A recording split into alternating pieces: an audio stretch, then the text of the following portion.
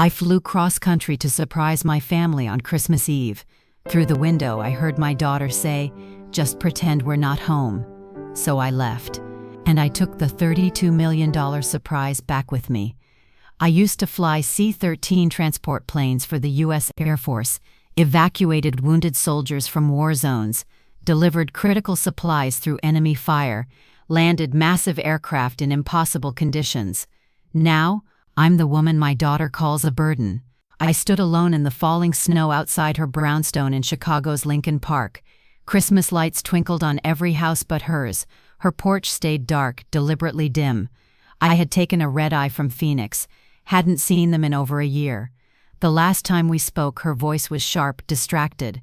"Mom, things are crazy right now. We'll call you when life settles down." But life never settled. Not for birthdays, not for Thanksgiving. Not even when my hip replacement surgery left me unable to walk for 3 months. I brought a small burgundy suitcase. Inside, homemade gingerbread cookies, a hand-knit blanket for my granddaughter, and one manila folder. That folder contained everything. The deed, the transfer papers, investment certificates worth $32 million. It wasn't a gift I planned to announce dramatically, just a quiet blessing. The way I'd spent decades making sure they had everything they needed. The snow was sharp against my face. I climbed the steps slowly, my replaced hip still ached in cold weather, and pressed the doorbell. The chime echoed. I heard laughter upstairs, wine glasses clinking, a child's giggle. Then, voices. My daughter-in-law spoke first. Her voice carried through the window. Who would show up unannounced on Christmas Eve? Then my daughter, Maya. I knew that voice anywhere. It's probably my mother. Just pretend we're not home. I can't deal with her guilt trips tonight. She acts like she still has a place in this house, like she still matters. A pause. Then, mute the bell, close the blinds. She'll leave eventually. She always does. I stood frozen, my hand still gripping the suitcase handle, my legs trembling, not from cold, but from the weight of those words slamming into me. The music inside grew louder. The blinds snapped shut. The porch light clicked off. The house that had been glowing with warmth seconds ago now looked like a tomb. For a moment, I considered ringing again. Maybe my granddaughter would answer. Maybe she'd recognize me, wrap her arms around me, pull me inside. But I knew better. This wasn't the first time I'd been dismissed. Just the first time it was so deliberate, so final. I turned slowly. My boots crunched in the snow. As I reached the gate, the wind caught my suitcase. The top flap opened slightly. The corner of the manila folder peeked out, legal documents fluttering. I knelt to close it, and I paused. That folder was meant to change their lives. $32 million, earned from military pension, smart investments, decades of discipline and sacrifice. I had planned to hand it to Maya that night. No ceremony, no speeches, just, "This is yours, use it wisely," but not anymore. I stood, zipped the suitcase tight, and walked down that street without looking back. My breath fogged in the frigid air, but inside, I no longer felt the cold. I felt clarity. They thought I was old, disposable, powerless, but they forgot something. The quietest person in the room is often the one who remembers everything, and I remembered everything. I remembered flying through sandstorms over Iraq to evacuate wounded Marines. I remembered landing a 135,000-pound aircraft with hydraulic failure, saving 42 lives. I remembered missing her first steps because I was on a mission delivering medical supplies to combat zones. I remembered sacrificing promotions so I could be home more, retiring early so I could help raise her. They called me a burden. They forgot who built the foundation they stood on. They forgot who taught them about courage. I didn't cry that night. Tears would have been wasted. Instead, I checked into a hotel near Millennium Park, ordered soup, a soft bed, silence, and before I slept I took that folder from my suitcase and set it on the desk beside me. I looked at it long and hard, and I whispered, "It's still mine, and now I get to decide what kind of legacy it will become." They never asked what I did before I became a mother. As if I only began existing the day I gave birth. As if the woman I was before had vanished into thin air the moment I held my baby girl. But I remember her. I remember me. I was 22 when I became one of the first women accepted into the U.S. Air Force pilot training program. It was 1977, the year women were finally allowed to become military pilots. I was one of 9 women in a class of 150 men. Most of them didn't think we belonged there. Some made that very clear. But I didn't care what they thought. I cared about flying. Basic flight training nearly broke me. Not physically, I could handle the long hours, the physical demands, the pressure. It was the isolation, the constant scrutiny. Every mistake magnified, every success dismissed as luck or quota filling. But I was good, better than good. By my second year, I was outperforming half the men in my squadron. By my third, I had my wings and my first assignment. I flew C-130 Hercules transport aircraft. Those massive 4-engine planes that could carry tanks, troops, humanitarian supplies, anything the military needed moved. They called us trash haulers, but we were the backbone of every operation. I logged over 3,200 flight hours, completed 87 missions in combat zones, earned 4 air medals and 2 distinguished flying crosses. I flew into Baghdad during Desert Storm, into Kandahar during the early days in Afghanistan, into places whose names I still can't say because they're classified. I landed on dirt runways under fire, flew through sandstorms that turned the sky black, evacuated wounded soldiers who wouldn't have survived another hour. I brought people home, that was my job, and I was damn good at it. And then I got pregnant. I still remember the meeting. My commanding officer, a man who'd once told me I had nerves of steel and the best judgment in crisis situations he'd ever seen, looked at my growing belly and said, "Captain Martinez, you'll need to step down from flight duty. A woman in your condition can't handle the stress or the physical demands." "Sir, I'm still performing at full capacity," I said. "My last evaluation." He cut me off. "This isn't negotiable. You'll be reassigned to ground operations until after the birth. Then we'll reevaluate your flight status." They never reevaluated. After Maya was born, my flight status was under review. My security clearance remained, but my squadron moved on without me. I was offered a desk job, training duty, but never cockpit duty again. I was thanked for my service, told to be proud of being a mother, as if one role canceled out the other. I left quietly after 2 more years of pushing papers. I didn't fight it. There was no system for women like me to fight anything back then. 3 days before Christmas, I called Maya. The line rang 4 times before she answered. Her voice was distracted, sharp. "Hey, Mom, everything okay?" I smiled even though she couldn't see it. "I was thinking I might fly up to Chicago this year, surprise you all for Christmas." Silence. Then the sound of her covering the phone. When she spoke again, her tone had shifted. Polite but cold. "Actually, this year's complicated. We're hosting some people from Veronica's firm, important clients. The house is going to be packed."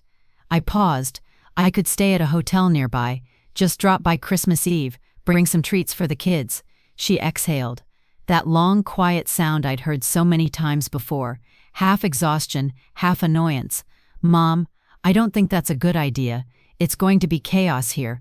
The kids are running wild. Veronica's stressed. Maybe we should plan something in January when things calm down." Voice quiet. I didn't argue. I never did. "Of course, I understand." But I still packed my bag. Not out of defiance, out of instinct. Some things a mother does without permission. I packed my burgundy dress, the one with silver embroidery my husband said made me look like I carried stardust. I baked 7 dozen cookies, ginger molasses, her favorite since she was 8. And then I went to my safe. Inside were 3 things. First, a battered laptop containing digital archives of my military service record, flight logs, mission reports, commendations, everything proving who I was. Second, a wooden box holding my original pilot wings, my air medals, and photographs of me in full flight gear standing beside my C-130. Third, a slim black USB drive, encrypted. On it, a compiled financial report showing how I'd built $32 million from scratch, and how I'd been planning to leave it all to Maya. I placed everything in a hidden compartment in my suitcase, away from the cookies and blanket. On top, I laid the updated version of my will, rewritten 2 weeks prior. New beneficiary, New legacy. I booked a flight for December 23rd, landing in Chicago just after sunset. The city glowed like a dream, shop windows bursting with lights, snow dusting the sidewalks like powdered sugar. My Uber driver was young, kind. He helped with my suitcase. Visiting family for the holidays, he asked. My daughter, I said, smiling. I'm surprising her. He grinned. Lucky lady. I hope there are cookies involved. There are. She just doesn't know it yet. At the hotel, I rested, changed into my burgundy dress, pinned on a silver brooch, a tiny airplane Maya had given me when she was 9, bought at a school holiday fair. It still gleamed under the light. I took the L train to Lincoln Park, walked the last 3 blocks through falling snow. Every house glowed with warmth, families visible through windows, laughing, eating, embracing. When I reached her doorstep, I adjusted my scarf, pulled my coat tighter. Duens vulnerable. Gibulator drinkas. Dupt goetter, and is my shander thor tension, and devorens is vulnerable in sea brot. My hoar. Du installed zwation. I how is for attention, for cold for descender div so. Were to sechen 5 years pelliu brope. Spilopingo aprecia platy howine. And I rang the bell. I already knew what was coming, but some part of me still hoped. Some part of me was still that young mother waiting for her baby girl to run into her arms and say, "Mommy, I love you." But that night, the only thing I saw was a shadow in the upstairs window, and then the blinds shutting me out. I stood there holding the burgundy suitcase in one hand and the tin of cookies in the other. The wreath on the door was fresh pine and berries, elegant, expensive. A small plaque beneath the bell read, "The Chen Rodriguez family." Maya's hyphenated married name, not mine. I pressed the bell, waited. Inside, footsteps, laughter, then silence. The blinds on the front window shifted. A small face appeared. My granddaughter. She must have been 7 now. Her eyes lit up when she saw me. She pressed her tiny hands against the glass and squealed, "Grandma, Mommy, Daddy, Grandma's here." My heart lifted. Just for one beautiful second when a child remembers love before learning shame. Then Maya appeared. She rushed to the window, crouched to her daughter's level, and gently pulled her away. I saw her lips moving, firm, stern, rehearsed. "No, sweetheart, Grandma's not staying. Go help Mama Veronica in the kitchen, okay?" The little girl hesitated, then nodded. Maya stood. Her face came fully into view behind the glass. She looked older than I remembered. Sharper, colder. She didn't open the door. She just looked at me. I smiled, gave a small wave. She didn't wave back. Then I heard the lock click. The door opened, just a crack. "What are you doing here?" Her voice was hushed but laced with irritation. "We told you not to come." 3 days after Christmas, I sat in my Phoenix hotel room, sipping chamomile tea and watching the desert sunrise. The burgundy suitcase rested by the door, untouched since that night. On the desk sat my old laptop, humming softly, screen open to a blank email draft.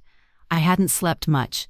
Not from heartbreak, I'd buried that years ago, but because my mind was awake in a way it hadn't been for decades. There was clarity now, precision, cold, sharp purpose. I opened a folder labeled Hercules Archive, after the C-130's nickname. Inside, scanned documents, flight logs, mission reports, photographs of me in full gear beside my aircraft, some dated back to 1978. All of them bore my name, my signature, my achievements. I scrolled through images of combat zone missions, commendation letters from commanding officers, news clippings from when women first started flying military aircraft, and then I found it. A photograph I'd almost forgotten about. Me, age 25, standing on the tarmac at Little Rock Air Force Base in Arkansas, full flight suit, helmet under one arm, my crew standing beside me in front of our C-130. The caption, barely visible in the faded newsprint, Captain Elena Martinez, one of the Air Force's first female cargo pilots, with her crew after completing a successful humanitarian mission. I stared at that photo for a long time. That woman, young, fierce, unstoppable, felt like a stranger now, but she wasn't. She was me, and it was time the world remembered. I opened my contacts, found a name I hadn't called in 20 years, Patricia Coleman. We'd met in 1985. She was writing a piece on women in military aviation for The Atlantic. We'd stayed in touch for a few years after that. Then life happened. But I remembered something she'd told me over coffee in Washington, D.C. Truth doesn't expire, Elena. It just waits for someone brave enough to tell it. I typed, "Dear Patricia, I don't know if you remember me, but I have a story, and this time, I'm ready to tell it." I attached the files, the photographs, the documents, the proof. I ended the email with one line: "They forgot who I was. Now I'm going to remind them." I hit send. 48 hours later, Patricia replied, "Elena, I remember every word you ever said to me. I've spent the last 12 hours going through your files. What you have here isn't just a personal story, it's history. Let's make it unforgettable." The article went live on New Year's Day. Front page of The Atlantic's online edition. The transport pilot they forgot. How one woman flew into war zones then vanished. Subheading: She evacuated wounded soldiers and delivered critical supplies through enemy fire. Her own daughter wouldn't open the door. Within 24 hours it had 3 million views. By day 3 it was trending on Twitter. The article detailed my service, my achievements, my forced grounding after pregnancy, and it told the story of Christmas Eve, not with pity but with power. Patricia wrote, "Captain Elena Martinez didn't fly C-130s for recognition. She flew them because soldiers' lives depended on it. And when the Air Force asked her to step aside, she did so with grace. But grace doesn't mean silence. And now at 73 she's taking back her story." The response was immediate. Veterans groups shared the article. Women's organizations amplified it.